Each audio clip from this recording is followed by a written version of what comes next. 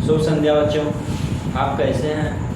जैसा कि हम आपको बता रहे हैं कि कल इस वीडियो के माध्यम से हमने बताया था वेद, यानी अगले क्लास में वेद 4 प्रकार के होते हैं, जैसे ऋग्वेद, अथर्ववेद, सामवेद, यजुर्वेद। इन सब की चर्चा क्रमशः हो गई थी। अब चलते हैं हम वेद से संबंधित जो महत्वपूर्ण प्रश्न पूछ सकते हैं आपके एग्जाम में, उसको हम एक बार रिवाइज करा देते हैं तेज़ी से। और इस चैनल को लाइक करते रहिए, सब्सक्राइब करते रहिए, ये सब करना ना भूलें। चलते हैं हम एपिसोड में। तो लिखा गया है वेद से महत्वपूर्ण प्रश्न जो पूछ सकते हैं एग्जाम्स में, उसको हम बताने चल रहे हैं। तो पहले आपने पढ़ा था क्या, ऋग्वेद। पहले आपने पढ़ा था ऋग्वेद, ये पहला वेद है। इसमें आपकी इसकी विशेषताएं क्या हैं, इससे उठने वाले सभी प्रश्न आप रिवीजन कर दीजिए। यानी ऋग्वेद, ऋग्वेद का मतलब है प्राचीनतम वेद। अगर आपसे पूछ लिया जाए सबसे प्राचीन वेद है तो आप कहेंगे ऋग्वेद। अब हम कहें कि इसमें मंडल कितने हैं, 10 मंडल थे और 1028 सूक्त थी और कई हजार ऋचाएँ हैं इसमें। अब देखिए जो ये मंडल हैं, इसकी विशेषता क्या है। इसमें 10 मंडल हैं। इसमें महत्वपूर्ण मंडल सबसे है तीसरा। तीसरे में क्या वर्णित है, आपसे पूछ सकता है। तो इस तीसरे मंडल में ही इसकी चर्चा है गायत्री मंत्र की। अब आपसे हम पूछें कि गायत्री मंत्र को किसने लिखा, किसने रचा, तो आप शायद ना जानते हो, कुछ लोग शायद जानते हैं, तो कमेंट सेक्शन में छाप दीजिएगा। तो गायत्री मंत्र किसने लिखा, विश्वामित्र ने, ऋषि विश्वामित्र। और इस वेद में ऋषियों के विभिन्न प्राचीन यानी सब ऋषियों के बारे में उल्लेख मिलता है। और ऋग्वेद यानी सबसे प्राचीनतम वेद है, तो प्राचीनतम जो गायत्री मंत्र है ये ऋग्वैदिक काल से ही है। इसके रचयिता कौन थे, ऋषि विश्वामित्र। अब चलते हैं और क्या पूछ सकता है आपके एग्जाम में। ऋग्वेद में और पूछता है ये गायत्री मंत्र किसको समर्पित है, तो ये सूर्य देवता, जिसके लिए ऋग्वैदिक शब्दों में क्या लिखा गया है, सवित्री लिखा गया है। ये शब्द सूर्य देवता के लिए और ऋग्वेद के तीसरे मंडल में प्रसिद्ध गायत्री मंत्र इनको समर्पित है। अब और क्या है, 10वें मंडल में क्या है, यह भी। अब आपसे यदि हम बात पूछें कि शूद्र शब्द का सर्वप्रथम प्रयोग किस वेद में मिलता है और सर्वप्रथम किस मंडल में, किस वेद के किस मंडल में, तो आपसे हम बता दें ये जो शूद्र शब्द है 4 वर्ण जो थे, और हम आपसे बताए थे कि 9वें मंडल में क्या था, 9वें मंडल में चातुर्य वर्ण व्यवस्था। चातुर्य वर्ण मतलब होता है 4 वर्ण, ब्राह्मण, क्षत्रिय, वैश्य, शूद्र। इन 4 जो वर्ण हैं इनमें शूद्र का उल्लेख, सर्वप्रथम शूद्र शब्द का उल्लेख, जो शूद्र शब्द है इसका उल्लेख कहाँ मिलता है, तो ऋग्वेद के 10वें मंडल में। 10वें मंडल में क्या मिलता है, शूद्र शब्द का सर्वप्रथम उल्लेख, और 9वें मंडल में चातुर्य वर्ण व्यवस्था का उल्लेख मिलता है। तो आशा करता हूँ ये आपने समझ लिया। अब देखिए इसमें ऋग्वेद को क्या किया जाता था, पढ़ा जाता था। तो इस पढ़ने वाले ऋषि को हम क्या कहते थे, इसमें कहते थे होत्री। पढ़ने वाले ऋषि को या उच्चारण करने वाले ऋषि को, पुरोहित को क्या कहते थे, होत्री कहते थे। अन्य वेदों में पढ़ने वाले या संगीत का, जैसे सामवेद में संगीत का गायन किया जाएगा और अथर्ववेद में उच्चारण मंत्रों का किया जाएगा, तो वहाँ अलग अलग जो उच्चारण करने वाले हैं उनकी अलग अलग उपाधियाँ। जैसे ऋग्वेद में होत्री कहते हैं गिरी को, और सामवेद में उनको कहते हैं उद्गाता, यानी गायन करने वाले। ठीक है, अब क्या है, इस मंडल के बाद इस वेद के बाद क्या आता है? कोई और प्रश्न तो नहीं छूट रहा है? चलिए ये लगभग समाप्त हो गया। अब चलते हैं क्या, दूसरा वेद क्या है? यजुर्वेद। यजुर्वेद यजुर्वेद यजुर्वेद का मतलब है या कि यज्ञ अनुष्ठान आदि से, यज्ञ अनुष्ठान आदि से इसका अर्थ है। यजुर्वेद में क्या विशेषता है? यजुर्वेद में गायन करने वाले को यानी उच्चारण करने वाले को, यज्ञों का अनुष्ठान कराने वाले को क्या कहते हैं?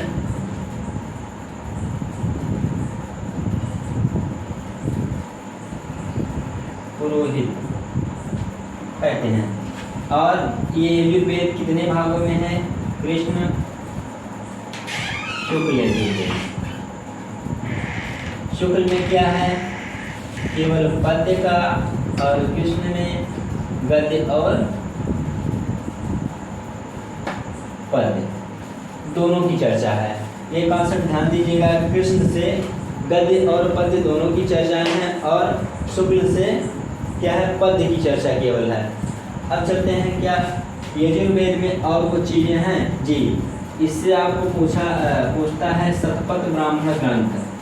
सभी वेदों से महत्वपूर्ण ग्रंथ भी संकलित हैं, जिसकी चर्चा हम बाद में करेंगे, जैसे शतपथ, ऐस्त्रीय, कौस्तिकीय, ये सब ग्रंथ जो हैं विभिन्न वेदों से संबंधित हैं। तो शतपथ ब्राह्मण ग्रंथ, इस बात का ध्यान दीजिए, शतपथ ब्राह्मण ग्रंथ किससे संबंधित हैं? यजुर्वेद। शतपथ ब्राह्मण ग्रंथ, ठीक है। अब चलते हैं तीसरा वेद। तीसरा वेद क्या है? सामवेद। तीसरा वेद है सामवेद। जैसा हमने बताया था, साम का अर्थ होता है संगीत, साम का अर्थ होता है संगीत, संगीत या गायन। संगीत का वेद किसको कहते हैं? संगीत का वेद। इसी सामवेद को हम कहते हैं संगीत का वेद। क्यों? क्योंकि इसमें से जितने प्रकार से संगीत हैं, जितने उच्चारण हैं, गायन के शैलियाँ हैं, सब इनमें संकलित हैं। जैसे देखिए, इसमें मंत्रोच्चारण वाले को होत्र कहते थे, इसमें पुरोहित कहते थे, इसमें क्या कहते हैं? हमने अभी बताया, उद्गाता। उद्गाता, गाता जो शब्द है इसका मतलब होता है गाने वाला, पहले होता था, बट अब क्या है? गाने वाले को गायक कहते हैं, सिंगर कहते हैं। इसी के लिए प्रयुक्त होता था उद्गाता। संगीत का जो गायन करता था सामवेदिक लैंग्वेज में, उसको कहते थे क्या? उद्गाता। और क्या है इसकी विशेषता? आपसे पूछें तो सामवेद जो है इसमें शास्त्रीय संगीत,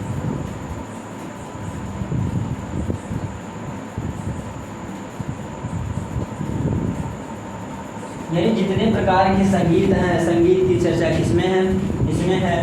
और उच्चारण करने वाले को ये कहते हैं। और लास्ट वेद क्या होता है आपका? अथर्ववेद। अथर्ववेद। अब चलते हैं अथर्ववेद की तरफ।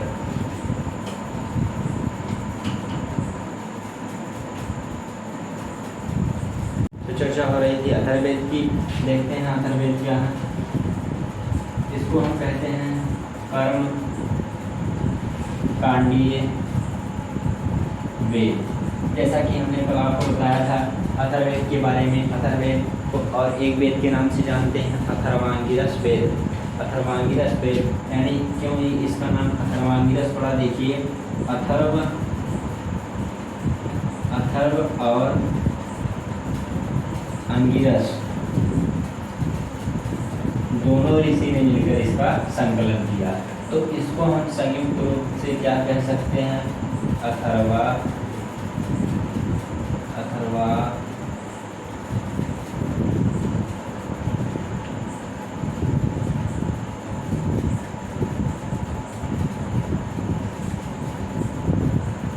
अथर्वांगिरस वेद। और इसको कर्मकांडीय वेद क्यों कहते हैं? क्योंकि इसमें कर्मकांड, जादू टोना, इन सब का उल्लेख इसी में है। धर्म, औषधि, इसका निवारण, विश्वास तथा अंधविश्वास। विश्वास का संबंध है, जैसे आप किसी देवता पर विश्वास करते हैं, आस्तिक हैं या नास्तिक हैं। अंधविश्वास, जादू टोना, भूत प्रेत, इन सबका वर्णन किसमें है? अथर्ववेद में है। अब देखिए और ख़ास बात, जैसे हमने कहा आपसे कि इसके गायन करने वाले शास्त्रीय पुरोहित को हम क्या कहते हैं? हम ऋग्वेद में कहते थे होत्र, ऋग्वेद में होत्र, यजुर्वेद में अर्घ्यु या पुरोहित, और सामवेद में कहते थे उद्गाता। और इसमें क्या कहेंगे? कमेंट सेक्शन में जल्दी जवाब दीजिए। और देखिए इसको हम कहते हैं अथर्ववेद में कर्मकांडीय वेद, धर्म, औषधि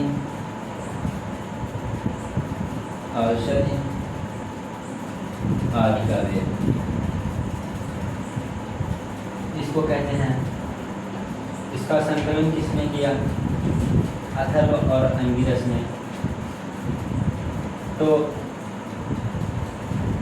वेदों में किस वेद को छोड़कर वेद त्रयी संहिता का निर्माण होता है?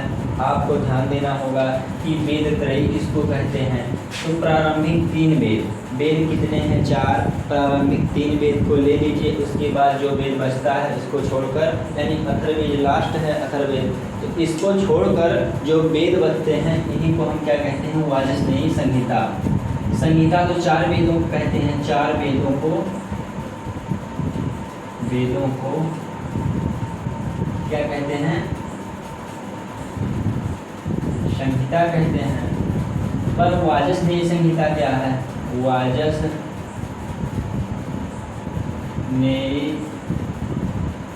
संहिता। संहिता तो हम 4 वेदों को संयुक्त रूप से क्या कहते थे? संहिता कहते थे, लेकिन वाजस्नेयी संहिता में ऋग्वेद यानी प्रारंभिक 3 वेद, ऋग्वेद,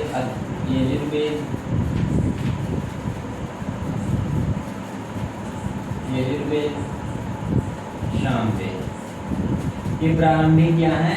3 वेद हैं।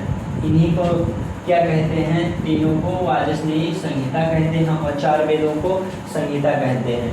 तो अथर्ववेद के पुरोहित को क्या कहते हैं? हम क्या कहते हैं? ब्रह्मा कहते हैं। यानी जैसे ऋग्वेद में,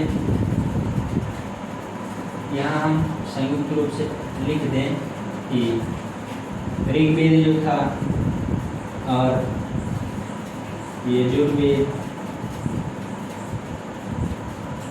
सामवेद, अथर्ववेद, इनमें गाने वाले को, गायन करने वाले को क्या कहते हैं? ऋग्वेद में कहते हैं होत्री, इसमें अर्घ्यु, इसमें उद्गाता और लास्ट इसमें ब्रह्मा।